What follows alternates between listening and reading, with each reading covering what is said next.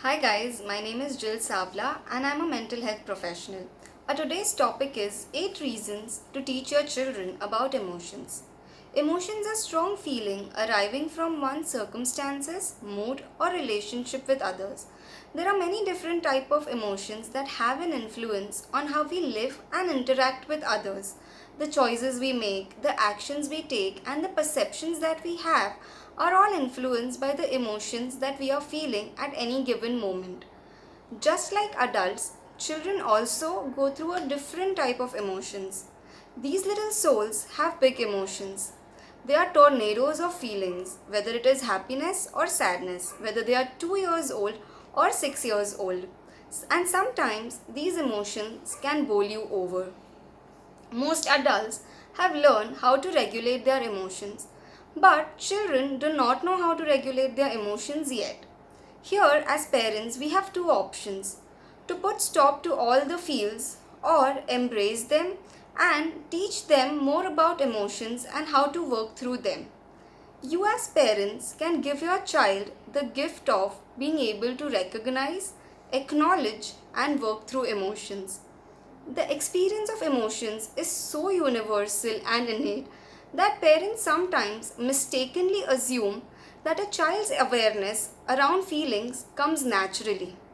But the truth is, like any other skill required for healthy social and emotional development, learning how to identify and deal with emotion should be supported and encouraged. Let's talk about why teaching children about emotions is so important. 1. Normalizing feelings reduces anxiety. We all go through intense emotions, but for a small child, big emotions can be scary and overwhelming. When you make space for your child's big emotions and validate their experience, it allows them to accept their feelings. When a child doesn't fight against their feelings, undue stress and anxiety can be eliminated. Talking about emotions does not make them weaker but instead makes them stronger. Second, knowing our emotion promotes emotional intelligence. The first step in coping with emotions is being able to identify them. When you teach your children a wide vocabulary of emotional language, they are better able to pinpoint what is it that they are experiencing. Being aware of your emotion is very important or is a building block for emotional intelligence. 3. Learning how to self-soothe reduces unhealthy behaviors. Once the child is able to identify emotions, they can begin to develop awareness about what calms them. In this process, you can help your child observe and identify what seems to lower their stress. Working through emotion lets a child be their best self.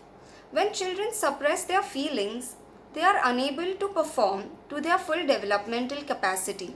Unresolved emotions stay in the subconscious and compromise their internal resources and mental energy. Being able to work through difficult emotions enables them to function efficiently in their day-to-day environment. 5. Learning about emotions can help parents too. Many a times parents suppress a child's feelings by saying statements such as, "Stop crying, it's just a toy, it's not that big of a deal." Your attempt to teach your child to be reasonable will be lost as their brain is flooding with stress hormones. Also remember, they do not know how to regulate their emotions. Your child won't be able to learn anything new in this heightened emotional state. So it's best that you let the emotions come and go. This way, everybody wins. Successfully working through emotions is the cornerstone of good mental health. If expressing our emotions and being aware of them becomes our routine, then we are less likely to engage in negative coping patterns. Hence, there is a less likelihood of developing anxiety, depression, and other mental health concerns. 7. Emotional health is critical to physical health. Unresolved feelings often manifest physically through bodily symptoms. It goes same with children. Symptoms such as stomach aches, headaches, ulcers, etc. can show up. 8. Cultivating good emotional health leads to long term health and well being. Many parents are still trying to understand how to take care of themselves emotionally due to having a weak framework of working through emotions in a childhood. Starting early with your child gives them a strong base for long term emotional health. Give your child the gift of lifelong emotional health. Thank you for watching this video. Stay tuned for our next video, which will be based on how to identify and manage emotions in your children.